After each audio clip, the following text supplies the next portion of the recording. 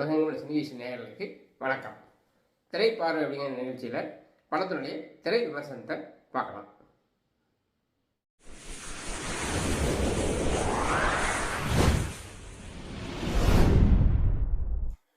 மத கஜராஜா இந்த படத்துடைய திரை விமர்சனத்தை பார்க்கலாம். இந்த படம் 2012 தயாராகி 2013 பொங்கலுக்கு வெளியாக அறிவிக்கப்பட்டு அதற்கு பிறகு பல வெளியீட்டு தேதியில் அறிவிக்கப்பட்டு எந்த தேதி ரிலீஸ் பண்ண முடியாமல் போன படம். தயாரிப்பாளர் சங்க தலைவராக விஷால் இருந்தபோதே பல முயற்சி செய்தும் வெளியிட முடியாமல் போன படம். அப்படி இருந்த இந்த படம் விடாமுயற்சி தள்ளி போன காரணத்தால் திடீர்னு இந்த பொங்கலுக்கு ரிலீஸ் ஆகிருக்கு. இது ஒரு ஆச்சரியமான விஷயம். ஏன்னா ஒரு படம் தயாராகி 2-3 வருடங்கள் கழித்து ரிலீஸ் ஆகிருக்கு, இல்லை 5 வருஷங்கள் ரிலீஸ் ஆகிருக்கு. ஆனால் 12 வருடம் கழித்து ஒரு படம் ரிலீஸ் ஆகுது அப்படிங்கிறது தமிழ் சினிமாவில் இதுவே முதல் முறை. இதில் கதைன்னு பார்த்தோம்னா, ஒரு ஊரில் இன்ஸ்பெக்டராக இருக்கிறவர் ஆர் சுந்தரராஜன், அவருடைய மகன் விஷால், அவர் கேபிள் டிவி நடத்திட்டு இருக்காரு. அப்பப்போ போலீஸுக்கு ஹெல்ப் பண்ணுறாரு. அந்த ஊருக்கு ஒரு பிரச்சனையாக வரக்கூடிய சாமிநாதனுடைய மகளான அஞ்சலியை லவ் பண்ணிகிட்ருக்காரு. அதே சமயம் அவருடைய நண்பர்களான சந்தானம், நிதின் சத்யா, சடகோன் ரமேஷ், இதில் சடகோன் ரமேஷ், நிதின் சத்யா 2 பேருக்கும் ஒரு பெரிய பிரச்சனை ஏற்படுது. அந்த பிரச்சனை காரணமான தொழிலதிபர் சோனு சூட். இவர் அரசியல்வாதிகளாக கையில் வச்சுக்கிட்டு பல அடாவடியை செஞ்சிட்ருக்காரு. அவர்கிட்ட விசால் போய் என் நண்பர்களை ஏமாத்தின 50 லட்சம் பணத்தை கொடுன்னு கேட்குறாரு. அதை கொடுக்க மாட்டேன் போடா அப்படிங்கிறாரு. உடனே ஒரு வாரத்தை உன்னை பணத்தை வாங்கி காட்டுறேன் அப்படின்னு சவால் விட்டு வர்றாரு. அவனுக்குள்ள லாஜிக் இல்லாமல் பல விஷயம் செஞ்சு அதை எப்படி செஞ்சார் அப்படிங்கிறது ஒரு பக்கம். இன்னொரு பக்கம்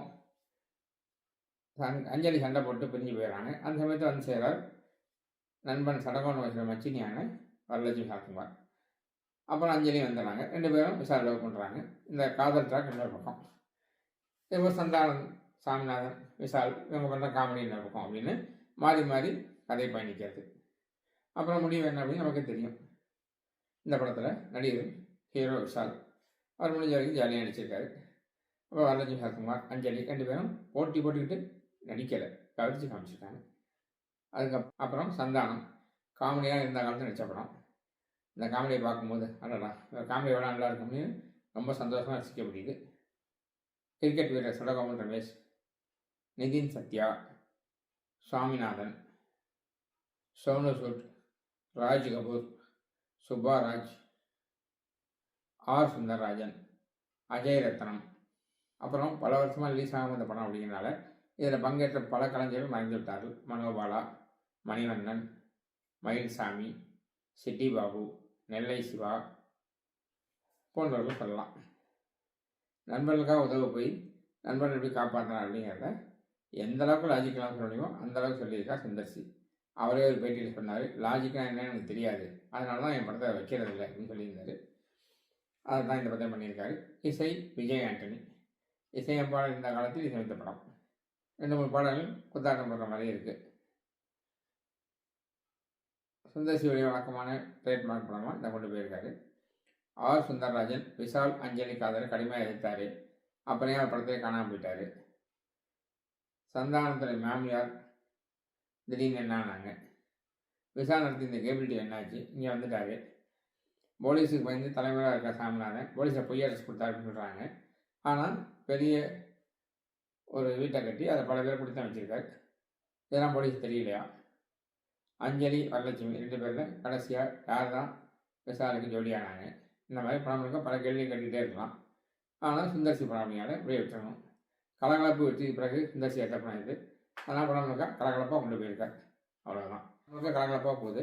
கிளைமாக்ஸுக்கு கொஞ்சம் முன்னாடி 10 நிமிஷம் விஷால், சந்தானம், மொட்டை ராஜேந்திரன் 3 பேரும் மனோபால் டெட்பாடி பண்ணுற அளப்பறைகள் நம்ம வைத்த பதம் பார்க்குறவங்க அப்படி ஒரு உச்சக்கட்ட காமெடியாக அமைஞ்சிருக்கு. உண்மையிலே அந்த மனிதர் இறந்துட்டார் அப்படின்னு நினைக்கும் போது கொஞ்சம் வருத்தமாக இருக்குங்கிறது வேறு விஷயம். அதையும் மறந்து ரசிக்கக்கூடிய காமெடியாக அமைஞ்சிருக்கு. எல்லாம் ஓகே. படம் எப்படி ஷார்ட்டாக சொல்லு அப்படின்னு கேட்டிங்கன்னா, 12 வருஷமாக ரிலீஸ் ஆகும்போது ரிலீஸ் ஆகிருக்கு, செம்ம படமாக இருக்கும் அப்படின்னு பெருசாக எதிர்பார்த்து போக வேண்டியதில்லை. சாதாரணமாக போனீங்கன்னா ஜாலியாக பார்த்துட்டு வரக்கூடிய ஒரு ஜாலியாக படம் தான் இந்த மத கஜ ராஜா. இது போன்ற சினிமா செய்திகளை தெரிஞ்சுக்கிறதுக்கு இந்த சேனலை லைக் பண்ணுங்கள், ஷேர் பண்ணுங்கள், சப்ஸ்கிரைப் பண்ணுங்கள். கூடவே அந்த பெல் பட்டனை ப்ரெஸ் பண்ணுங்கள். எங்களுடைய வீடியோக்கள் உடனுக்குடன் உங்கள்கிட்ட வந்து சேரும்.